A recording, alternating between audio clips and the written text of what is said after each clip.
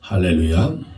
오늘은 마가복음 1장 1절로 11절 우리 봉독한 말씀을 가지고 마가의 노래 1 그렇게 제목을 붙였습니다.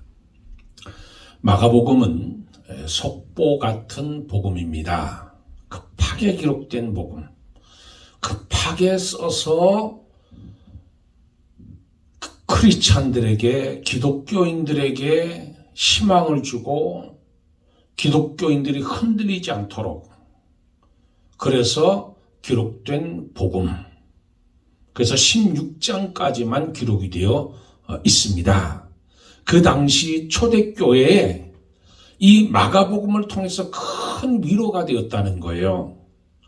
복음의 본질을 잘 나타내주는 서신이 바로 이 마가복음입니다.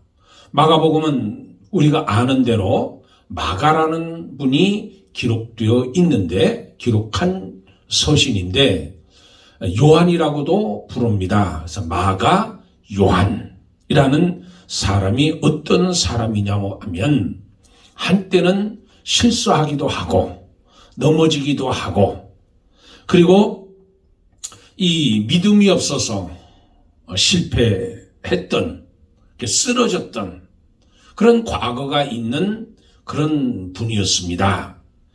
마가복음 14장 51절에 보면 본인에 대해서, 자기 자신에 대해서 이렇게 기록하고 있습니다.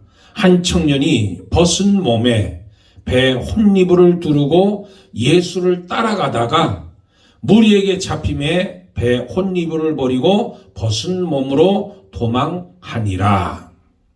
예수님을 따라가다가 예수님 이 십자가 지고 골고다로 가다가 이 로마 군병에게, 이 군인들에게 너도 같은 당이지 했을 때, 그럴 때 무서워서 두르고 있던 혼니부를 버리고 도망갔던 사람이 바로 이 마가입니다.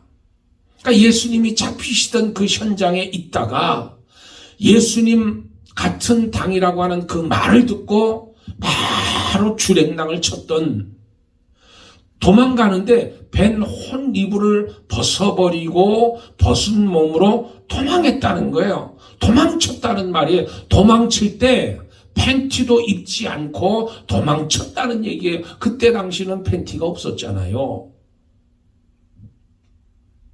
그렇게 나 살려라 도망갔던, 이 실수했던 그런 사람이 바로 자기였다는 거예요. 또 한때 선거여행도 다녔습니다. 사도행전 13장 5절에 보면 살라마에 이르러 하나님의 말씀을 유대인의 여러 회당에 전할세 요한을 수행원으로 두었더라. 바울과 및 동행하는 사람들이 바보에서 배를 타고 밤빌리아에 있는 버가에 이르니 요한은 그들에게서 떠나 예루살렘으로 돌아가고. 자, 안디옥 교회에 하나님의 말씀을 주셨습니다. 바나바와 바울을 세워서 선교사로 보내라는 거예요. 그리고 그들이 선교 여행을 떠날 때 바나바의 생질인 이 마가를 데리고 떠났다는 게, 함께 팀을 이뤄서 함께 떠났습니다. 그러다가 밤빌리아에 있는 버가에 있을 때 요한이 너무 힘이 들어서 돌아가는 거예요. 왜? 부잣집 아들이었거든요. 부잣집 아들이니까 힘든 일을 견디지 못하는 거예요. 그래서 선교지에서 도망치게 되는 거예요. 그리고 후에 2차 선교 여행을 할 때 바나바는 다시 이 마가를 데리고 가자는 거예요. 그런데 사도 바울은 1차 전도 여행 중도에서 포기하고 돌아갔던 마가를 데려갈 수 없다. 바나바는 데려가야 된다. 사도 바울은 안 된다. 그렇게 둘이서 티격태격하면서 싸우면서 갈라지게 되잖아요. 바나바는 생질 조카인 마가를 데리고 선교여행을 떠나고, 사도 바울은 실라라고 하는 사람을 동역자로 세워서 이제 전도여행을 떠나게 되는 겁니다. 그래서 바나바와 바울이 헤어지도록 만들어준 단초를 제공한 사람이 누구냐면 바로 이 마가라는 거예요. 얼마 뒤에 바나바가 세상을 떠나게 됩니다. 마가는 혼자 남게 돼요. 실패로 끝날 수 있었습니다. 실패로 끝날 수 있었던 그 삶, 실패로 끝날 수 있었던 그 인생이 어떻게 다시 회복이 되느냐, 어떻게 다시 일어나게 되느냐면 바로 베드로 때문이라는 거예요. 베드로전서 5장 13절에 보면 택하심을 함께 받은 바벨론에 있는 교회가 너에게 문안하고 내 아들 마가도 그러하니라. 베드로가 마가를 믿음의 아들이라고, 믿음의 아들로 받아들이고 믿음의 아들로 삼아줬다는 거예요. 베드로가 마가를 아들로 받아들였다는 거예요. 믿음의 아들로 받아들였다는 거예요. 그래서 베드로가 마가를 받아들일 수 있었던 것은 베드로 역시 실패한 삶, 실패에 쓰러지고 넘어진 경험이 있었다는 거잖아요. 그러니까 베드로는 성격이 급해가지고 예수님께 책망도 당하죠. 또 예수님 3번이나 부인하지요. 부활한 예수를 만나고 나서 만났는데도 불구하고 나는 고향으로 돌아가서 고기 잡는 일을 계속 하리라. 그리고 고향으로 떠나려고 했던 사람이잖아요. 근데 예수님에 의해서 다시 회복이 되잖아요. 베드로가 예수님에 의해서 다시 회복이 되는, 이 회복이 된 베드로가 자기 경험이 있어서 그 아픔이 있는 마가를 이해하고 마가를 품어주는 거예요. 아들로 삼아주는 거예요. 실패한 사람이 회복되려면 어떻게 하면 회복이 되냐면 아들로 받아주는 거예요. 아들로 삼아주는 거예요. 아들처럼 내가 믿어주는 거예요. 아들로 내가 품어주는 거잖아요. 어떤 사람이 넘어져 있으면, 어떤 사람이 실패했으면, 어떤 사람이 낙심하고 주저앉아 있으면 이래라 저래라 내가 명령하고 내가 끌어가는 것이 아니라 그 사람을 내가 아들처럼 여겨주는 거예요. 아들처럼 내가 품어주는 거잖아요. 여러분, 부모는 자녀의 부족함을 다 알고 이해해 줍니다. 자녀가 넘어졌어도, 자녀가 나쁜 일을 했어도, 자녀가 책망들을 일을 했어도 그 자녀를 묵묵히 바라봐주고, 묵묵히 그 자녀의 손을 잡아주고, 그 자녀를 이끌어주고 일어나도록 격려하고 그 아들을 품어주는 게 부모잖아요. 그러니까 부모의 눈에는 그 자식은 아름다운 거예요. 사랑스러운 거예요. 늘 사랑의 눈으로 봐주는 게 부모잖아요. 그러니까 아무 조건 없이 그냥 믿어주는 거예요. 아들로 품어주는 거예요.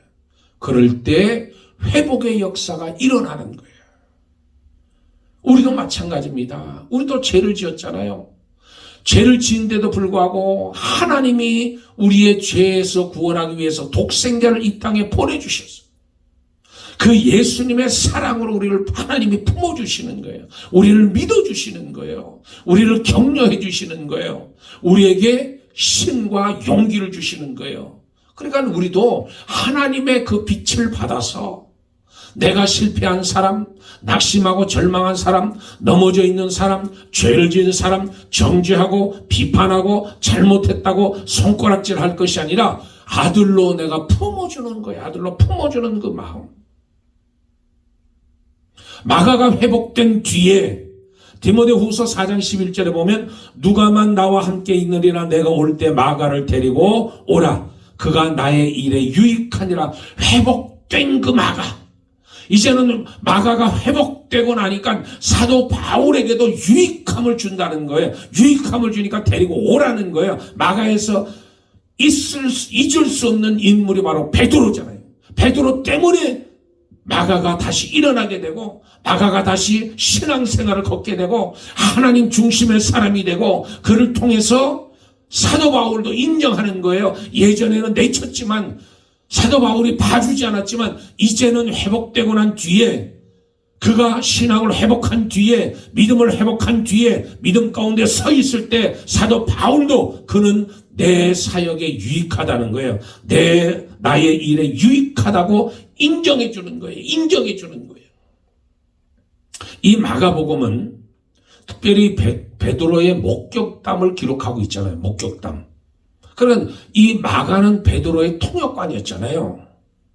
그렇게 곁에 다니면서 함께 사역을 했던 베드로와 끊을래야 끊을 수 없는, 그래서 베드로가 경험한 이야기, 베드로 이야기가 대부분 마가복음에 기록되어 있어요. 그래서 실패한 사람을 아들로 받아줘야 된다는 거예요. 네? 무조건 혼을 낼 것이 아니라 이래라 저래라 야단칠 것이 아니라 아들로 받아준 거예요. 품으로 품어주는 거예요. 그러면 회복이 되어지고 그 사람이 회복된 뒤에 유익한 일을 하게 되는 거예요. 하나님의 말씀에 바로 서서 올바로 나가게 된다는 거예요. 다른 길로 나가지 않고 하나님이 원하시는 길, 하나님 보기에 좋은 길, 하나님이 기뻐하시는 그 길로 가게 된다는 거잖아요. 이 마가복음이 언제 쓰여졌냐면 주후 64년에서 70년 그 사이에 쓰여졌다고 그러잖아요. 그런데 이 64년과 70년 그 사이에 어떤 일이 이어지냐면 AD 64년에 로마의 대화재가 생기는 거예요. 대화재가 생기면서 로마 시내가 다 불타버리잖아요. 또 누가 불질렀어요? 네로 황제가 불질렀죠. 네로 황제는 원래 시를 쓰는 사람이었어요. 아주 그 시를 쓰기를 좋아하고 시 감상하기를 좋아하는 사람이었어요. 그런데 시상이 떠오르지 않아. 시를 써야 되는데, 시를 읊어야 되는데 시상이 떠오르지 않는 거예요. 그래서 로마 시내에다가 불을 질러버려요. 그러니까 그 불타는 로마 시내를 보고 그가 시를 읊잖아요. 그런데 자꾸 소문에 로마 사람들이 자꾸 이 소문이 퍼져나가는 거예요. 뭐냐면 이 불질른 사람이 네로 황제라며. 네로 황제가 불질렀다는 거예요. 이게 자꾸 소문이 퍼져나가니까 이 소문 퍼져나가는 것을 방지하고 막아야 되잖아요. 그래서 희생양을 생각해냈는데 바로 그리스도인들이 불을 질렀다. 그리스도인들이 불을 질렀다고 해서 이제 기독교인들을 박해하고 핍박하게 되잖아요. 그러니까 어떤 믿는 사람들이 이제 핍박을 통해서 도시에 살지 못하고 다른 데로 살기 위해서 떠나잖아요. 카타콤으로 들어가고 또 시골로 도망가고 외국으로 추방당하기도 하고 십자가 못 박아 죽이기도 하고 사자굴 속에 던져 죽이기도 하고 이런 고초를 겪게 되는 거예요. 그러니까 초대교회 성도들이 신앙이 흔들리게 된다는 거예요. 도대체 예수 믿는 것이 무엇이냐? 예수님이 어떤 분이냐? 정체성의 의문을 갖게 되는 거예요. 왜 우리는 이렇게 고난을 당하느냐? 고난을 당하는데 왜 예수님은 재림하지 않냐는 거예요. 너희가 믿는 것이 무엇인지, 그리스도인들이 어떻게 살아야 되는 건지, 그것을 가르쳐주는 것이 이 마가복음입니다. 그들이 환난 당할 때, 그들이 어려워할 때, 그들의 정체성에 의문을 가질 때 과연 예수 믿는 게 무엇일까?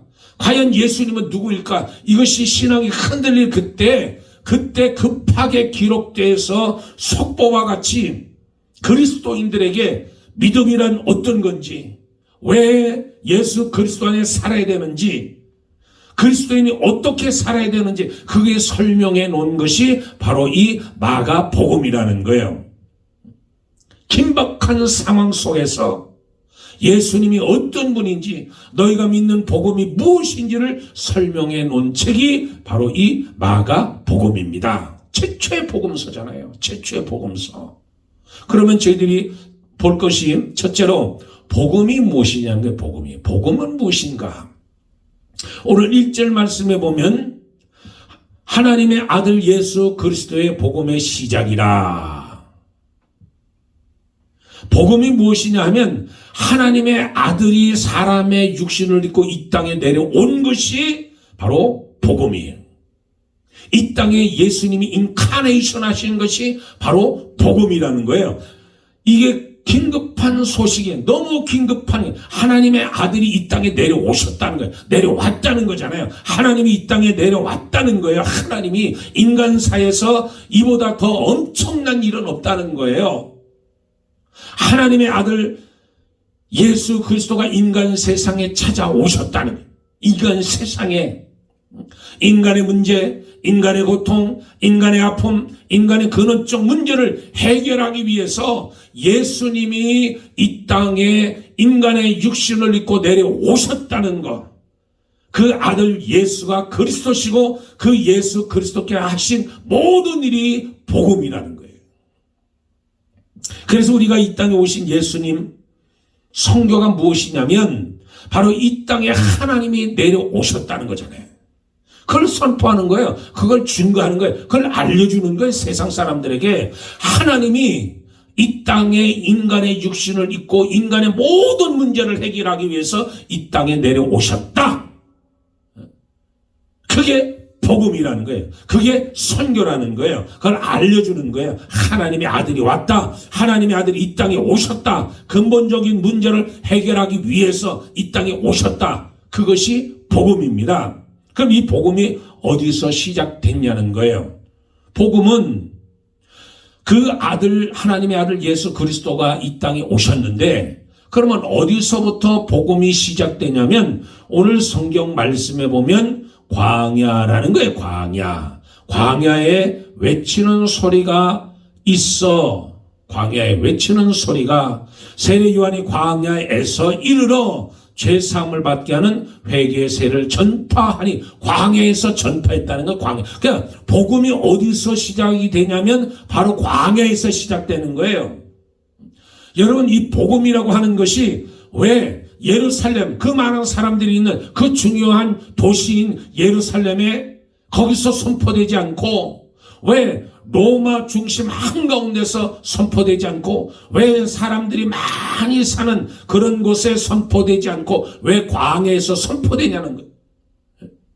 수많은 사람들이 모여있는 곳에서 선포하면 더 쉽잖아요. 그런데 왜 광야에서, 로마도 아니고 큰 도심도 아니고 왜 하필 광야에서, 많은 사람들이 모인 곳도 아닌 그 광야에서 외치냐는 거예요. 이 광야가 어떤 곳이냐면 인간사에서 가장 열악한 곳, 사람이 살 수 없는 곳, 먹을 것이 없고 물이 없고 사는 사람이 없고 고독하고 외로운 곳, 그게 광야라는 거예요. 그러니까 복음은 광야에서 들을 수 있다는 거예요. 세상에 불쌍한 사람이 누구냐면, 세상에 불쌍한 사람이 누구냐면 부자 아버지를 둔 사람이에요. 부자를 아버지로. 이 마가가 왜 실패했냐면 복음 선포하는데, 이 복음을 선포하면서 선교여행 갔는데 왜 마가가 중도에 포기하고 도망가요? 부잣집 아들이잖아요. 그러니까 부잣집 아들은 고생하는 것을 잘 몰라요. 힘들어하는 걸 견디지 못해요. 그러니까 자식에게 너무 많은 재산을 물려주니까 그 돈, 이 아이는 광야를 맛볼 기회를 갖지를 못하는 거예요. 부모가 다 해주니까. 너무 잘 사니까. 아버지가 좋은 집, 좋은 직장, 좋은 차, 아버지가 그 재산을 다 물려주니까 이 아이는 광야를 체험할 길이 없는 거예요. 그래서 광야에 가지 못하는 사람이 복음을 못 만나는 거예요. 광야를 경험한 사람, 광야를 경험한 사람, 먹을 것도 없고 마실 물도 없고, 그리고 사는 사람도 없고 고독하고 외로운 그곳, 그게 광야. 제가 저쪽 동부에 있을 때 저 부목사로 있을 때 거기 한 교인이 있는데, 한 집사님이 있는데 한국에서 사업을 하시다가 이제 이 미국 땅으로 오신 거예요. 오셨는데 그 아이가, 큰 아이가 고등학교 3학년인가 이제 그랬는데 그 아이에게 BMW를 사주는 거예요. BMW를. 그러니까 이 아이는 고생을 몰라요. 한국에서도 아버지가 사업을 하니까 뭐 잘 먹고 잘 살았죠. 그리고 미국에 오니까 이제 고등학생들이 차 몰고 다니잖아요. 그러니까 아버지가 BMW 사주는 거예요. 새 차를. 그러니까 이 아이가 뭐 어떻게 생활을 하겠어요. 저녁 때만 되면 그 아이 또래들끼리 모여가지고 뭐 당구 치고 그 아이들끼리 모여가지고 뭐 모임도 갖고 꼭 공부를 안 하는 거예요. 그러다가 이 아이가 고등학교 졸업을 못합니다. 졸업을 못해요. 제가 있을 그 당시 그쪽 고등학교 졸업률이 75%밖에 안 돼요. 75. 미국의 평균이 지금 80%잖아요. 놀라시? 여러분, 우리 한국에는 고등학교 졸업률이 99.7%예요. 거의 다 졸업하잖아요, 고등학생들은. 근데 미국은 달라요. 미국은 졸업시험이 있어가지고 그 졸업시험을 패스해야 졸업이 되는 거예요. 근데 그게 미국 평균이 80%라는 거, 80%. 저 LA에 있는 어떤 그 고등학교는 50%. 여기 지금 자료가 나오잖아요. 여기 신문 기사가 나오잖아요. 제가 없는 말 하는 게 아니라 이 캘리포니아 LA시에 있는 한 고등학교 졸업률이 50%밖에 안 돼요. 50%밖에. 왜 고등학생들이 그렇게 고등학교를 졸업을 못하냐면 물론 여러 가지 문제가 있겠죠. 뭐 뒤떨어져서 못 따라가는 아이들. 그런데 그중에 보면 부자 아버지를 둔 그 이유 때문에 졸업을 못하는 아이들 많이 있어요. 뭐 한국에도 그렇잖아요. 한국에도 보면 최근에 얼마 전에 한 국회의원 아들이 전에 음주운전 하다가 걸렸잖아요. 걸려서 운전자를 바꿔치기 하고 그게 또 문제가 돼서 사과하고 그러다가 또 이 운전하다가 폭행에 시달려서 경찰을 때리고 말이죠. 그 아이가 20살밖에 안 됐어요. 20살. 20살밖에 안 됐는데 아버지가 국회의원이니까 벤츠를 사주잖아요. 20살짜리를 벤츠를 사주는 거예요. 벤츠. 여기서 벤츠 타는 거하고 한국에서 벤츠 타는 거 같아요. 또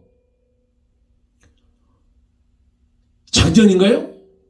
작년에 어느 법무부 장관 아들이 군생활할 때 그 휴가 갔다가 들어오질 않아서 그게 언제적 일이냐면 그가 국회의원 할 때예요. 국회의원 할 때. 그러니까 부모가 부자면 부모가 가진 것이 많으면 그 자녀가 광야에 살기가 힘들어요. 광야를 경험하기가 힘들어요.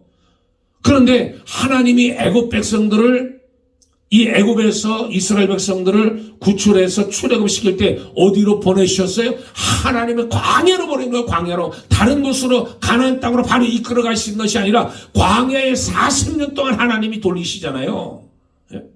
광야를 경험하는 게 광야를 경험하는 거. 광야를 경험해야 하나님이 누구라는 걸 깨닫게 되는 거예요. 하나님을.